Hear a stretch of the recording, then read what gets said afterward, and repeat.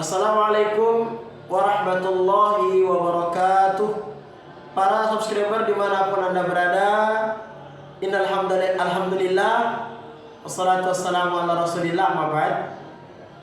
Teman-teman subscriber, kita bersyukur kepada Allah karena sampai hari ini kita masih diberikan nikmat oleh Allah.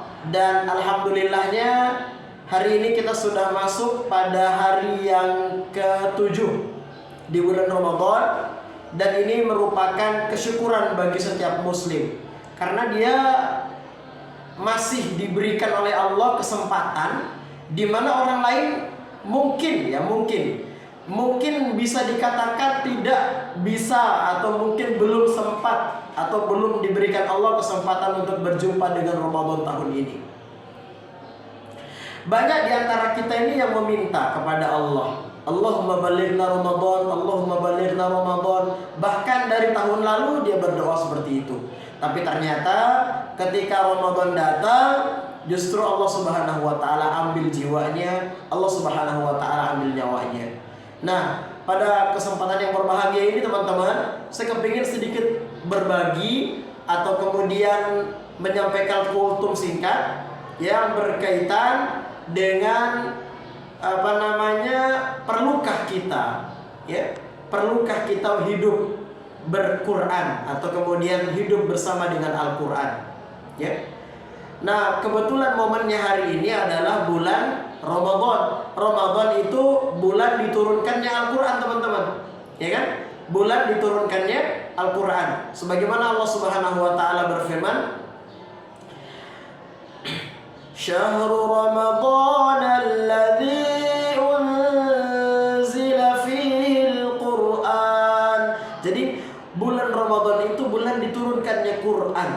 Hudan linnas wa bayyinatin minal huda wal furqan. Jadi Al-Quran diturunkan pada bulan Ramadan. Dan kita selain daripada berbahagia karena kemudian diturunkannya Quran itu pada bulan Ramadan, kita pun diperintahkan Allah untuk kemudian menjalankan syariat Islam. Apa syariatnya? Syariatnya itu berpuasa di bulan Ramadan, ya. Berpuasa di bulan Ramadan, ya. Ramadan itu bulan di mana manusia memanen pahala, ya kan? Memanen pahala. Nah, masih dengan judul kultum yang sama, yakni tentang perlukah kita hidup berquran. Maka yang pertama, tentu saja kita melihat tujuan Allah Subhanahu wa taala terlebih dahulu menciptakan Al-Quran, ya. Apa kata Allah? Inna hadzal Qur'ana yahdi lillati hiya aqwam wa yubasysyir. Terdapat dalam Al-Quran surah Al-Isra. Artinya adalah sesungguhnya Allah Subhanahu wa taala telah menurunkan Al-Quran, ya, sebagai petunjuk, ya. Jadi Al-Quran itu diturunkan agar kemudian menjadi petunjuk, ya. Petunjuk apa? Petunjuk untuk jalan yang lebih lurus, bukan sekedar jalan yang lurus, tapi kemudian Al-Quran itu diturunkan untuk menjadi petunjuk jalan yang lebih lurus, ya. Lillatihi aqwam wa yubasysyir, ya. Jadi kita tidak boleh kemudian tidak memerlukan Al-Quran atau merasa tidak butuh dengan Al-Quran. Oke? Itu yang pertama. Jadi sudah jelas tujuan Allah Subhanahu wa taala menurunkan Al-Quran itu agar kemudian kita bisa mendapatkan petunjuk dari Quran, ya. Karena kehidupan kita di dalam beragama itu mengikuti hadis dan juga Quran. Quran, hadis, dua itu. Qala Allah, qala Rasul. Dalam beragama itu kita harus qala Allah, qala Rasul. Jangan kemudian kita sekedar beragama saja, tapi kemudian tidak qala Allah, qala Rasul. Tidak ada kalam Allah dan tidak ada hadis-hadis daripada Rasulullah SAW yang kemudian kita ikuti, ya. Sebagai seorang hamba, hendaknya kita harus berquran, ya, berquran. Bagaimana caranya hidup berquran? Cara hidup berquran adalah dengan senantiasa menjadikan Al-Quran sebagai pedoman kehidupan, ya, pedoman kehidupan, ya.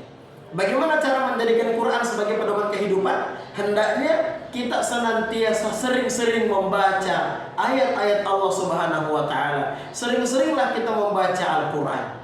Ya. Kenapa harus sering-sering membaca Quran? Karena Allah Subhanahu wa taala menjamin pahala yang begitu besar bagi orang-orang yang senantiasa membaca ayat-ayat Allah Subhanahu wa taala. Ya, contohnya dalam sebuah hadis teman-teman, Allah Subhanahu wa taala menyampaikan ya dalam hadis qudsinya ya, dikatakan al-mahir bil Quran. Orang yang mahir nih, pandai dia baca Quran, ma'as safaratil kiramil bararah. Nah, buat teman-teman subscriber yang mungkin lebih paham, ini hadis qudsi atau bukan, atau mungkin ini penyampaian daripada Rasulullah, tolong dikomentari di kolom komentar nantinya ya. Ya. Jadi untuk teman-teman nantinya yang tahu ternyata ini bukan hadis qudsi ini Ustaz, tolong dikomentari ya.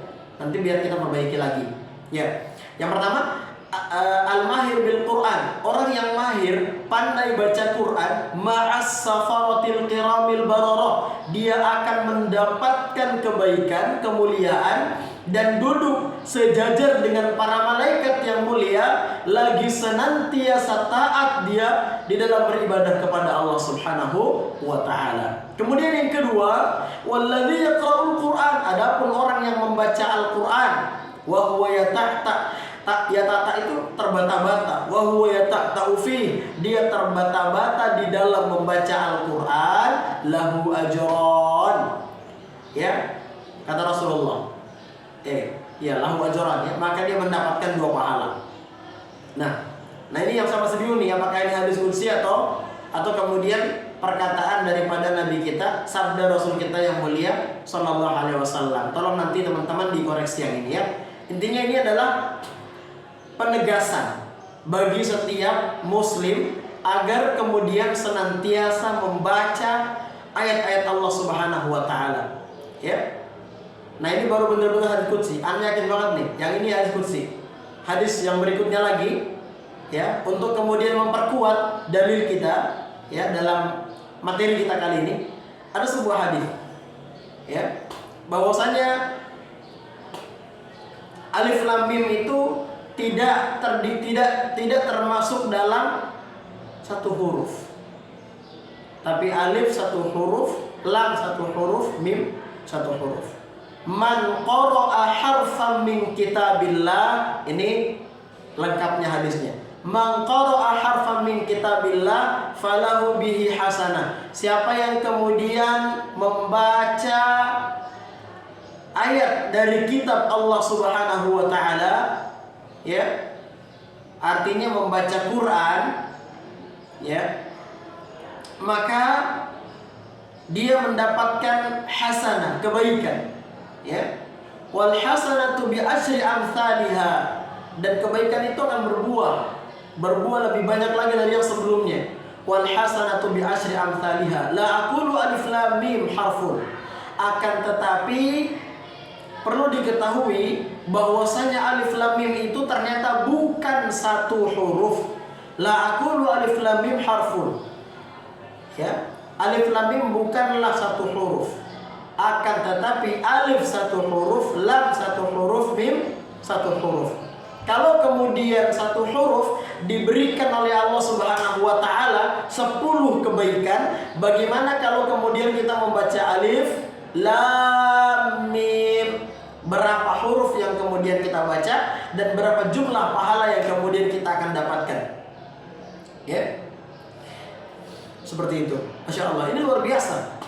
Dan kalau kita membaca puluhan bahkan ratusan halaman daripada ayat-ayat Allah Subhanahu wa taala, Allah Subhanahu wa taala akan berikan pahala yang begitu banyak dan begitu besar. Ya, begitu banyak dan begitu besar. Makanya oleh karenanya di Ramadan tahun ini ya, di 1444 Hijriah ini, bagaimana kemudian kita yuk tingkatkan iman, tingkatkan takwa, perbanyak mengaji, perbanyak baca Quran. Mungkin sebelumnya ketika Ramadan belum datang, kita jarang mengaji teman-teman, kita jarang baca Quran teman-teman. Makanya sekarang yuk kami ajak antum semuanya untuk berinvestasi, untuk meraih pahalanya Allah Subhanahu wa taala, untuk berfastabiqul khairat dalam kebaikan. Mainkan amalan terbaik di level terbaik. Ya, mainkan amalan terbaik di level terbaik. Baca Qur'annya yang biasanya mungkin cuma 5 ayat, bagaimana kalau Ramadan kita baca satu hari misalnya 1 juz dari Al-Quran. Bagaimana kalau kemudian 1 hari 1 juz, 30 hari khotam Quran. Masya Allah, 30 hari khotam Quran, 30 juz. Bagaimana kalau kemudian setiap hari bisa kita usahakan 5 juz. Masya Allah, ini merupakan amalan yang luar biasa. Semakin banyak kita membaca Quran, semakin banyak kita kemudian beramal ya untuk kebaikan kita, maka kita akan mendapatkan pahala yang jauh lebih banyak, yang jauh lebih besar lagi insyaallah ta'ala. Ya, jadi ketika kita kemudian ya ditanya, perlukah kita berQuran atau perlukah kita hidup berQuran, maka jawabannya sangat perlu, karena Al-Quran adalah petunjuk jalan bagi kehidupan. Ya, karena apa? Ya, karena Allah Subhanahu wa taala telah memberikan banyak solusi lewat ayat-ayat Al-Qur'an selain daripada hadis. Ya. Di antaranya apa? Di antaranya adalah pada saat Allah Subhanahu wa taala bercerita tentang satu ayat di dalam Al-Qur'an yang berbicara tentang lautan. Ya. Kan kita kadang bingung, kenapa di dalam laut ada sungai? Ya kan? Lalu bagaimana kira-kira rasa air sungai yang kemudian ada di dalam lautan? Laut, di bawah lautnya ada sungai. Bagaimana rasa airnya? Apakah asin atau kemudian tawar? Ini menjadi pertanyaan ilmiah bagi para ilmuwan. Maka mereka kemudian meneliti ya, sebuah tempat yang diyakini tempat itu masuk di dalam kategori lautan. Lautan itu ada sumurnya di bawahnya. Di bawah laut ada sumur. Nah, kemudian Allah berfirman dalam Al-Qur'an surah Ar-Rahman. Ya. Marajal bahraini yaltaqiyan, kata Allah. Bainahuma barzakhun la yabghiyan. Ya, kalau ada yang tanya ini halamannya berapa ya? Ini juznya juz ke-27 surah Ar-Rahman. Ya. Ayat 1 baca dari awal sampai akhir. Nanti ketemu tuh. Bainahuma barzakhun la yabghiyan. Ya, artinya adalah ada satu titik di lautan, ada sungai di bawah laut, dan kira-kira seperti itu. Ya, di bawah laut ada sungai. Kemudian ketika airnya itu diambil oleh ilmuwan, dibawa naik ke atas dari bawah laut, disedot pakai selang gitu ya. Dirasakan dengan lidah, ternyata itu sumur, airnya tidak asin sama sekali. Logikanya, kalau air tawar dicampur air asin, minimal selobar. Minimal apa? Selobar. Nggak tawar lagi. Ada rasa asinnya, ada kemudian rasa tawarnya, sehingga jadinya selobar, asin tawar gitu kan? Ya. Nah, tapi ini berbeda, masya Allah, ya kan? Airnya tawar sama sekali, nggak ada asin-asinnya. Ternyata Quran ya telah memberitakan informasi yang sangat luar biasa. Ya, bainahuma barzakhun la yabghiyan. Ada barzakh, seolah-olah ada pemisah antara air asin dengan air tawar yang ada di bawah laut itu, sehingga kemudian menyebabkan ya sungai itu, air sumur itu ketika diangkat dari bawah laut ternyata tetap tawar dan tidak ada sama sekali rasa asinnya. Masya Allah, ini adalah merupakan kekuasaan Allah Subhanahu wa taala. Jadi kebingungan-kebingungan yang ada terjawab asbab adanya Quran. Makanya Al-Quran itu ditunjukkan sebagai petunjuk bagi orang-orang yang beriman kepada Allah Subhanahu wa taala. Makanya kita kalau ditanya sekali lagi, perlukah kita berQuran? Perlukah kita hidup berQuran? Maka jawabannya perlu, dan sangat perlu untuk kita kemudian hidup dengan berQuran. Ya, insya Allah seperti itu. Semoga Allah Subhanahu wa taala senantiasa merahmati kita dalam kebaikan, senantiasa menjaga kita, dan senantiasa memudahkan kita di dalam mengamalkan ya, di dalam menjalankan amalan-amalan mulia selama di bulan Ramadan tahun 1444 Hijriah.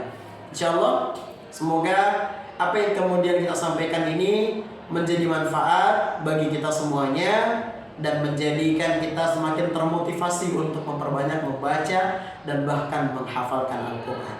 Ya, kalau kita membaca saja satu huruf dapat 10 kebaikan. Ya, bagaimana kalau kemudian kita membaca satu juz dari Al-Quran?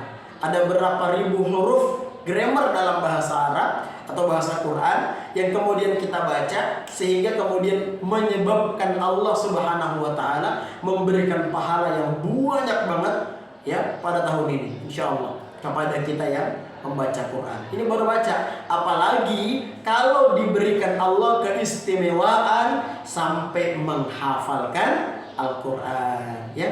Semoga Allah Subhanahu wa taala mudahkan kita dalam kebaikan dan senantiasa saya bermohon kepada Allah Subhanahu wa taala semoga kita senantiasa diberikan kemudahan untuk menuju kepada surganya Allah Subhanahu wa taala. Ya. Itulah kultum singkat yang dapat kami sampaikan teman-teman di hari yang ke-7 di bulan Ramadan. Mohon maaf kalau saya tidak sempat sharing kegiatan kami ketika berada di beberapa masjid di Jayapura karena yang pertama faktor handphone juga ya, baterainya lowbat, kami gunakan untuk AdSense atau Google Map ya, sehingga kemudian baterainya tidak sempat dicas, sehingga kemudian tidak sempat memvideokan program kultum Ramadan, kecuali baru satu masjid yang kemudian kita bisa video, yakni di masjid yang kemarin ya, ada di YouTube, silahkan dibuka saja nanti insya Allah ada di sana. Di channel YouTube yang sama ya, di channel YouTube yang sama, channelnya Ahmad Hasan Al-Banna atau Hasan Al-Banna Media. Oke? Unzur man qala wa la tanzur man qala. Jangan pernah Anda melihat siapa yang menyampaikan, jangan pernah Anda melihat siapa yang berkata, akan tetapi hendaknya lihatlah apa yang dikatakan. Ya. Semoga Allah Subhanahu wa taala merahmati kita. Mohon maaf kalau ada kesalahan. Yang salah itu datangnya dari diri kami pribadi sebagai manusia, dan yang benar datangnya dari Allah Subhanahu wa taala. Ihdinas siratal mustaqim. Syukran ala husni ikhtimamikum wa istima'ikum wal afwa minkum. Assalamualaikum warahmatullahi wabarakatuh.